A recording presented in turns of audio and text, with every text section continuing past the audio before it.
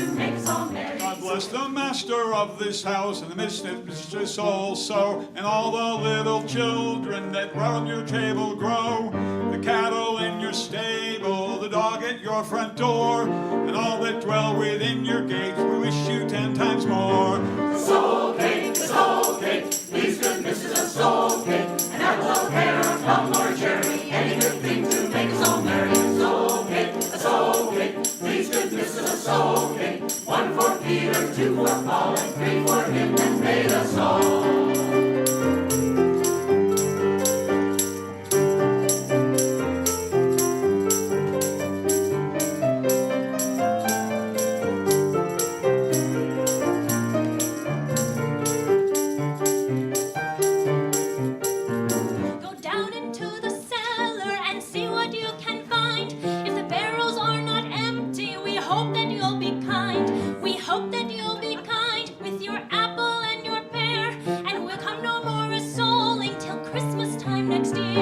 Soul cake, please good Mrs. a soul cake, an apple, a pear, a plum, or a cherry, any good thing to make us all merry. A soul cake, please good Mrs. a soul cake, 1 for Peter, 2 for Paul, and 3 for him that made us all, made us all.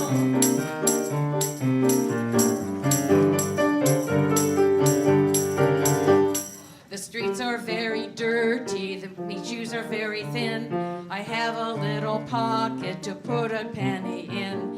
If you haven't got a penny, a halfpenny will do. If you haven't got a halfpenny, God bless you. A soul cake, please good Mr. Soul cake, an apple, a pear, a plum, or a cherry, any good thing to make us all merry. A soul cake, please good Mr. Soul cake, 1 for Peter, 2 for Paul, and 3 for him that made us all.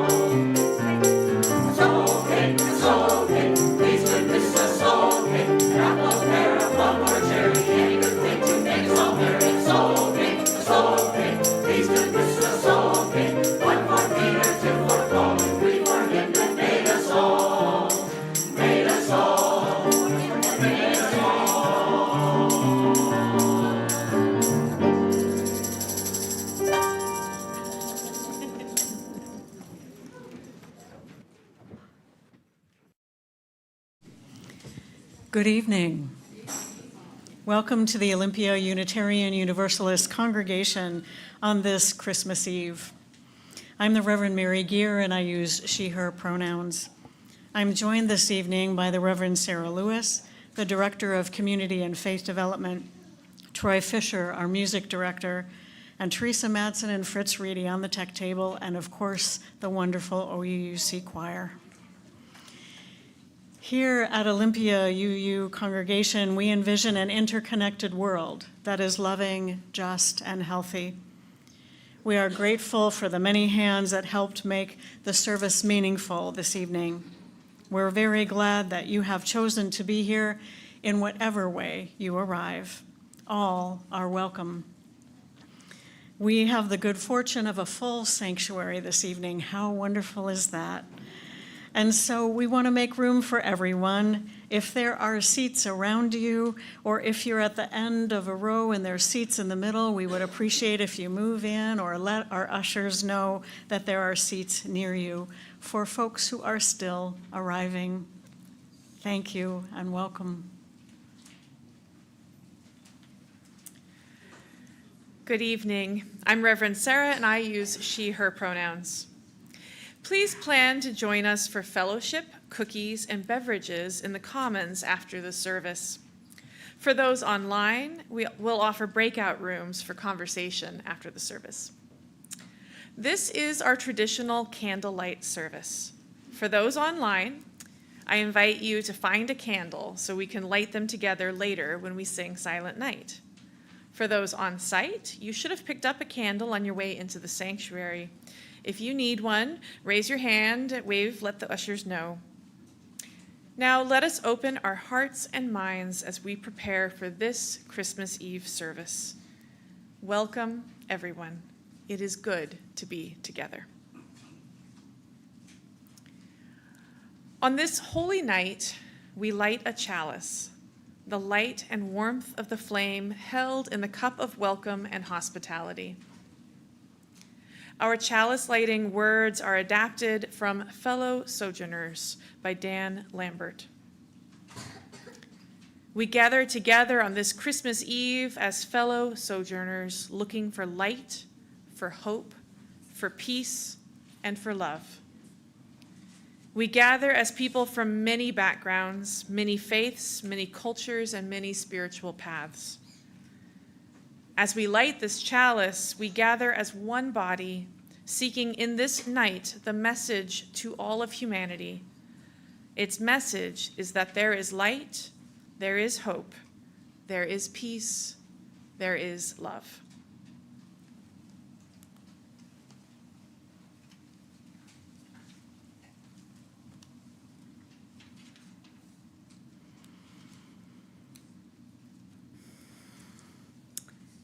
This evening, we light the final Advent candle with these words from the Reverend Erica Hewitt. For each of the last 4 Sundays, we've lit a candle on the Advent wreath. Each light was a step into the darkness, towards the turning of the year, leaning in expectation to all that is being born in us this holy time of the year, when the unknown lies before us, rich with possibility. Tonight we light the Advent candles for the last time this year. We light the candle of hope for that which is best in us to rise and enliven our souls and our relationships. The second candle we light for peace, for the courage to soften what is rigid in our hearts, to find the soft spot and stay with it. We light the third candle in the name of joy, joy in the shape of gratitude for all that is our life, and joy in expectation of the world that we are building and creating with one another. The last candle is lit in the name of love as the creating force in our lives.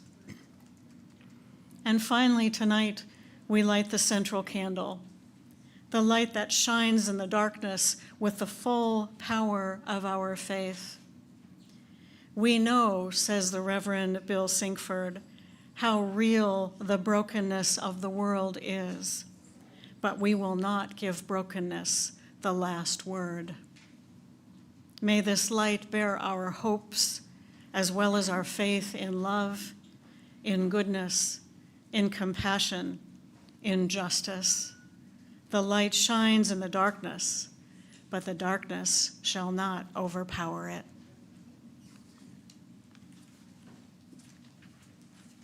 Let's sing together this wonderful carol, hymn number 246, O Little Town of Bethlehem, and the lyrics will also be projected on the screen. I invite you to rise in body or soul, and let's sing together.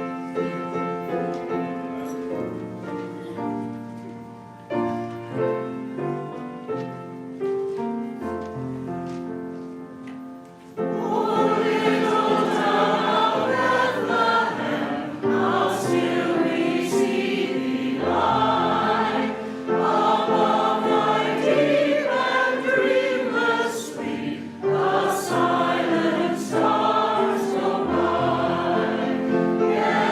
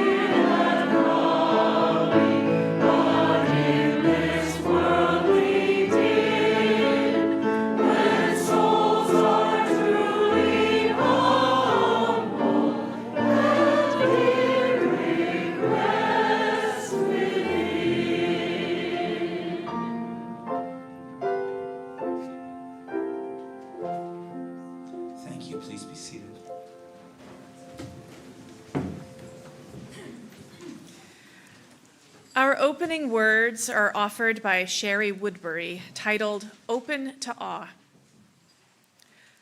Perhaps some here have outgrown mystery. Maybe you have doubts about Santa or have forgotten the magic of a newborn child. One might easily lose touch with awe in the struggle to do it all or simply to survive. Hear now this invitation to open yourself to surprise and be ready to greet unexpected delights. What star shall shine on you? What child remind you that all can be touched by glory? What gifts can you give? How will you join the holy story? Let's sing together again.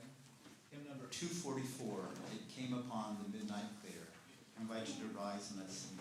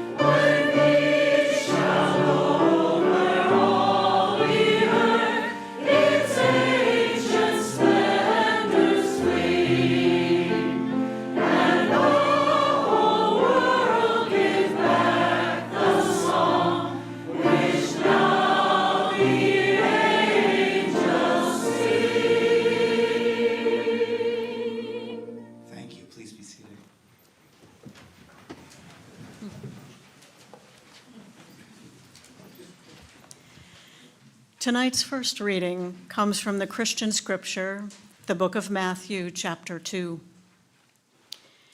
When Jesus was born in the village of Bethlehem in Judea, Herod was king.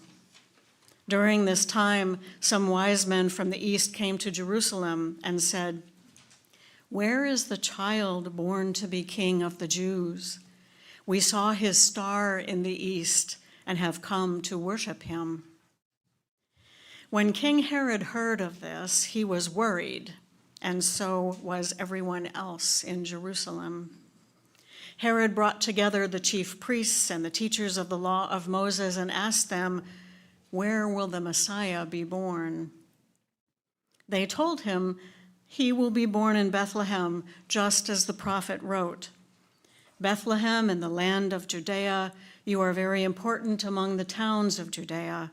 From your town will come a leader who will be like a shepherd for my people of Israel." Herod secretly called in the wise men and asked them when they had first seen the star. He told them, "Go to Bethlehem and search carefully for the child. As soon as you find him, let me know. I also want to go and worship him."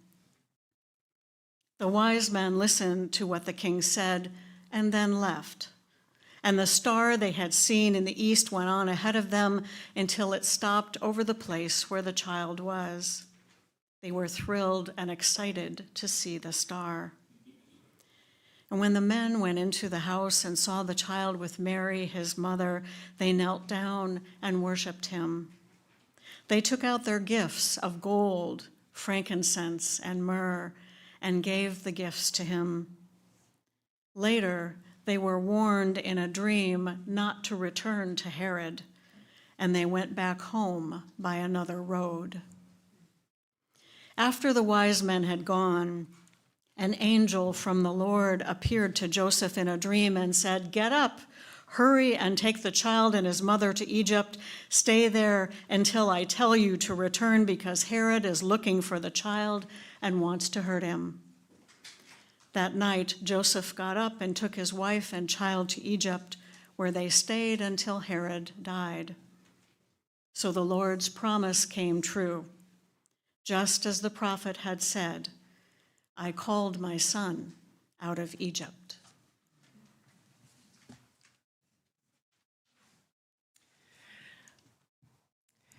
As a child, I loved playing with the little porcelain nativity scene that would come out of my mother's Christmas boxes and be placed on display during the Christmas season. Perhaps you also grew up with one of these scenes, or you have one now. The little doll of Mary, Joseph, the baby in a bed of straw, the animals, maybe an angel, shepherds, 3 wise men, maybe a camel. As a child, I understood the role of the wise men was to bring presents, and I vaguely thought they were the first Santa Claus. Later, I came to understand the importance in this story of a figure who never appears in the cute little nativity scenes, King Herod. King Herod is the villain here, who goes on to commit horrible acts of violence to try and hold on to power, and because he fears the coming of someone who will take his power away. King Herod is like a lurking shadow over the snug little nativity scene, the lurking shadow of empire, power, and danger that threatens the Holy Family. The wise men are asked to help King Herod find the baby Jesus, but when they learn of his true intentions, they resist. They go home another way and never return to Herod. And Joseph is also given a vision and takes the family into Egypt to safety, becoming a refugee family fleeing from power and harm. Now, this aspect of this ancient story is relived by families all around the world all the time. The hope and possibility for change and for the future that is the miracle of each new child brought forth into a world that is not safe and loving for all children. Power and empire, systems of injustice, bias and prejudice, greed and selfishness continue to threaten families just like this holy family that we celebrate today. A few years ago, a church nativity scene went viral on the internet because they had placed a cage around the baby Jesus to protest children in cages on our southern border. In the midst of a family separation policy our government thought would deter refugee families from coming to our country for safety and opportunity. This year, I've seen another nativity scene go viral on the internet, this time showing the baby lying in a pile of rubble while other figures search for him in the debris. This nativity scene protests and mourns the ongoing destruction and death in Gaza, where thousands of civilians, many children, have been killed and families displaced. Now, I find both of these nativity scenes incredibly poignant. A newborn child, bringing promises of hope, peace, joy, and love, as our Advent candles remind us, is also so vulnerable to a world that does not want to let go of power, fear, greed, and violence. So today, we celebrate again the birth of a child, the birth of peace, of hope. Every child brings with them these possibilities, and every night a child is born is a holy night. May we, like the wise people, bring gifts and celebrate these children. And may we also make a world that is safe and loving, so that all children may live to share their gifts in return.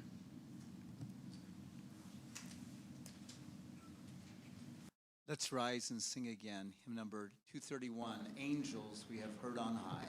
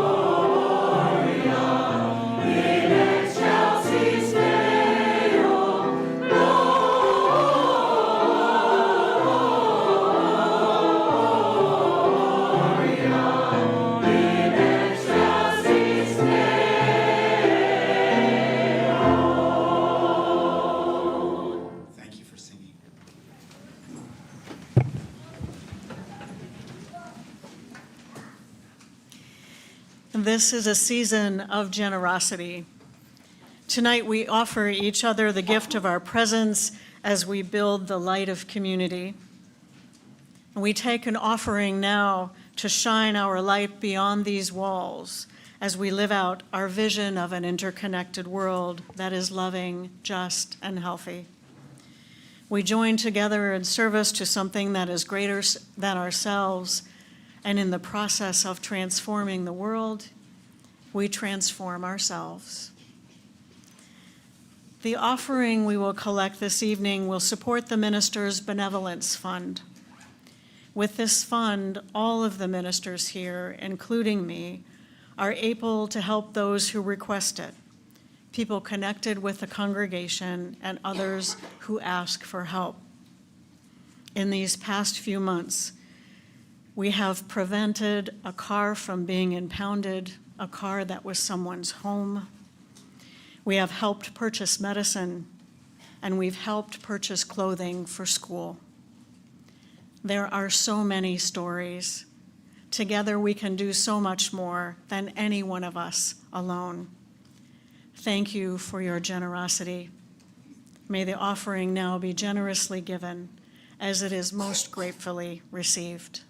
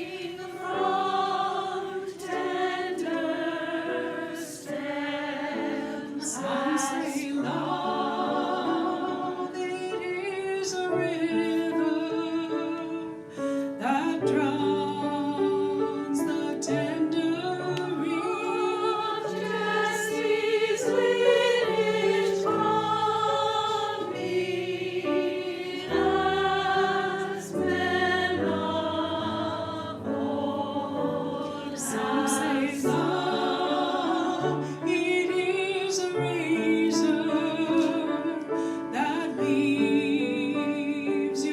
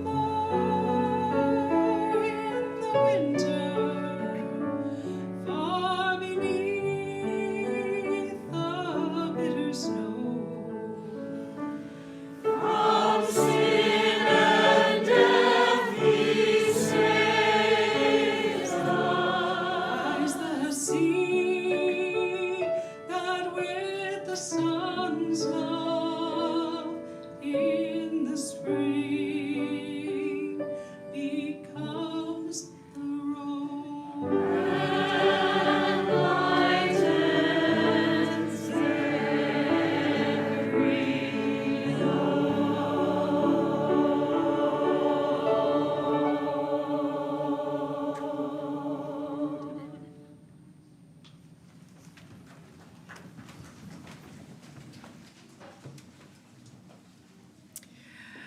Our second reading tonight is the true story of Silent Night.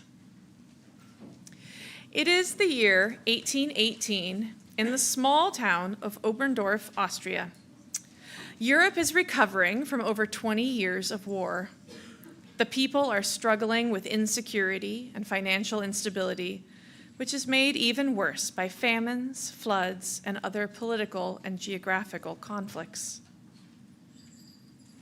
As he prepared for the Christmas Eve service in that year of 1818, Father Joseph Moore, the priest for St. Nicholas Parish in Oberndorf, arrived to find the church organ broken. Now, some say it was mice, and some say it was rust.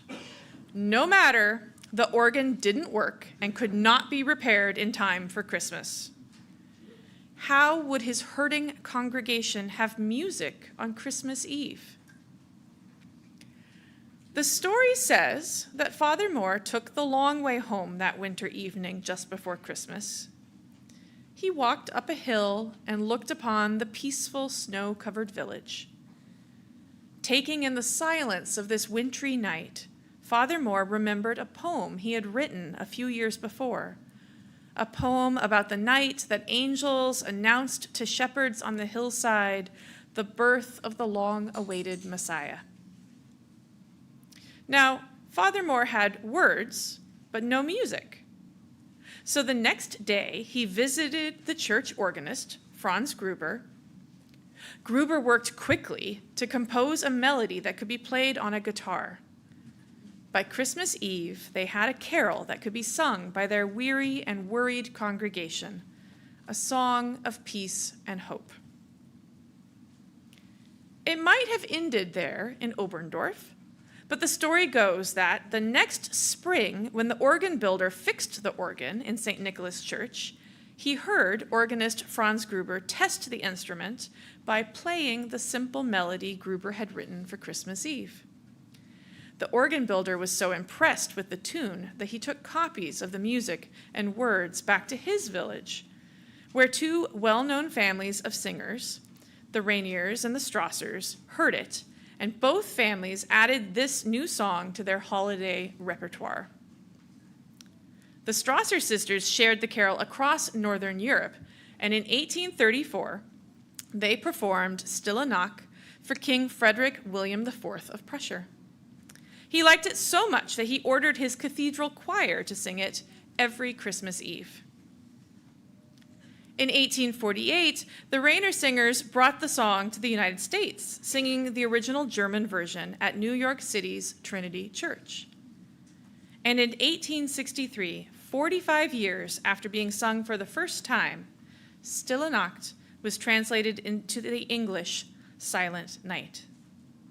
Today, this beautiful song is sung around the world on Christmas Eve in more than 300 languages.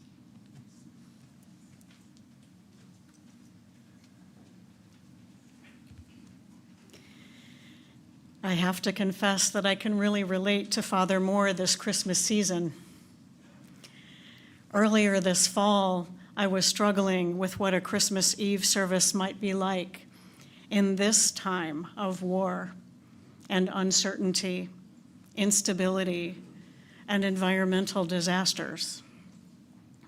I can relate to the priest's worry about offering a meaningful Christmas Eve message in a time of such suffering. What could be a balm to hurting hearts on Christmas Eve? Well, last week, Troy said, well, at least we don't have a broken organ. And that's right, we don't have an organ.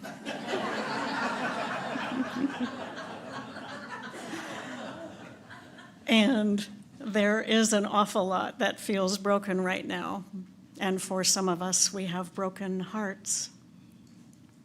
It felt as if Father Moore reached forward 200 years through time to whisper in my ear, "Remember the magic of candles and silent night on Christmas Eve? There's a story there." And yes, indeed, there is a story. In these stories, there's a reminder that unrest and war, uncertainty and instability, threats and disasters are a part of our world. They always have been.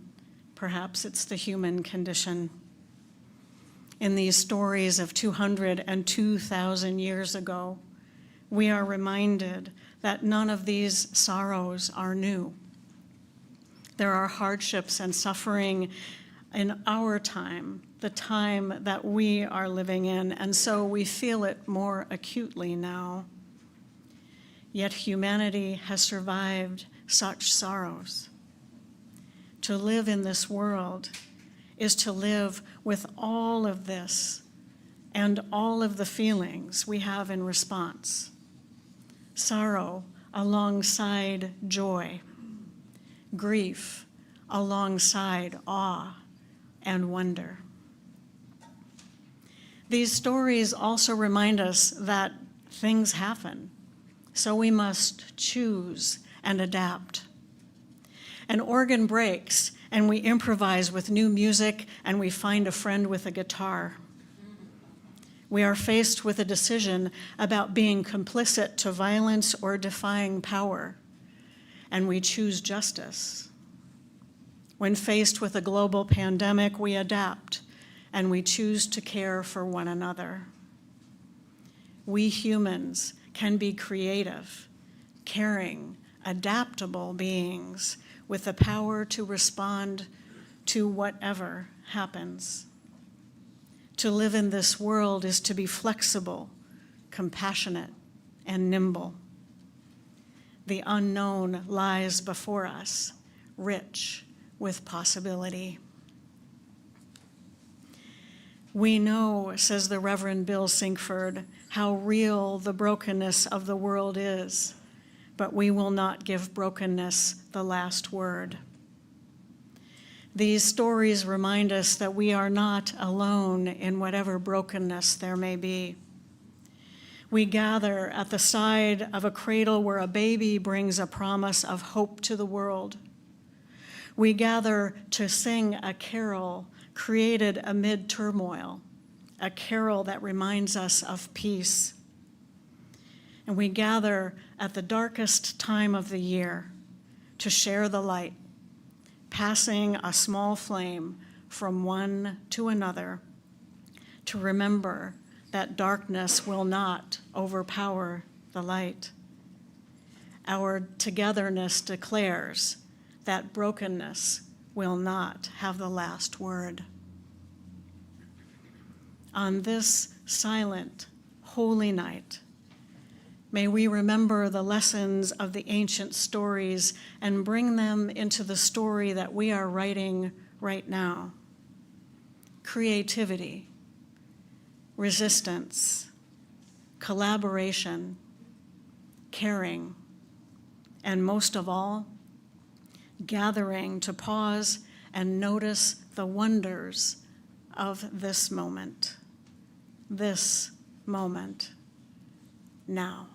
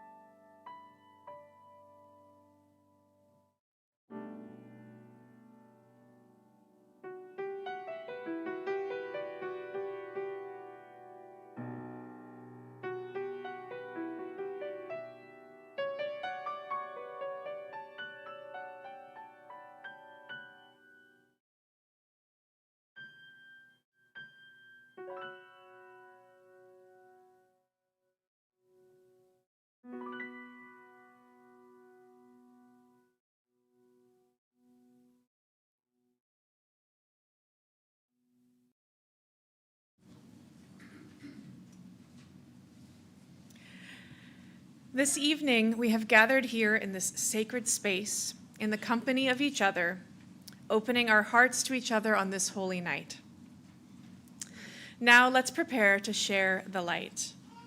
For those online, we invite you to turn on your camera, light your candle, and hold it so we can see it on the screen in the sanctuary.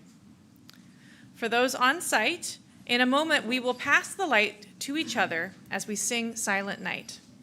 If you do not have a candle to use, please raise your hand so the ushers can get one to you.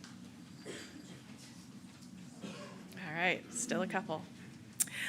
Now, on this night of all nights, we are grateful for the miracle of the light, the return of the sunlight, the oil that burned for 8 nights, the light of life and love that was born so long ago and is born in each of us, the light that promises transformation. We will begin the light at the end of each row. Please pass the light to the person next to you. Now, this works best if we hold the lit candle upright and tip the unlit candle into the flame to be lit. This way we avoid spilled wax and other things. Please look around and help anyone near you that may need a hand as we spread the light.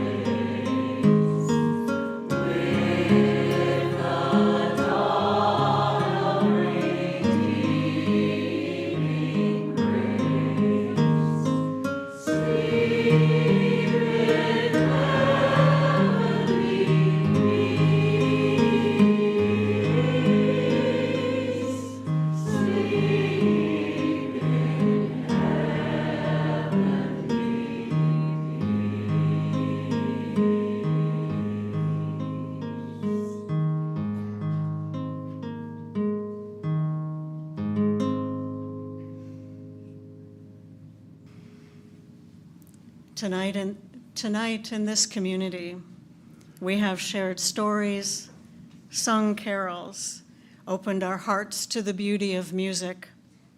Tonight, we have turned to one another, lighting each other's candles in the dark. Tonight, we have dared to hear a message of hope spoken once again against the challenge of the world. It is time now to depart, to go forward to our lives and to the world.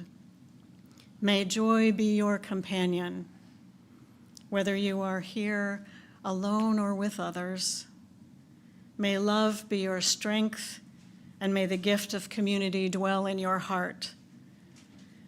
For here in this place, you will be welcome always, whenever you choose, whenever you need.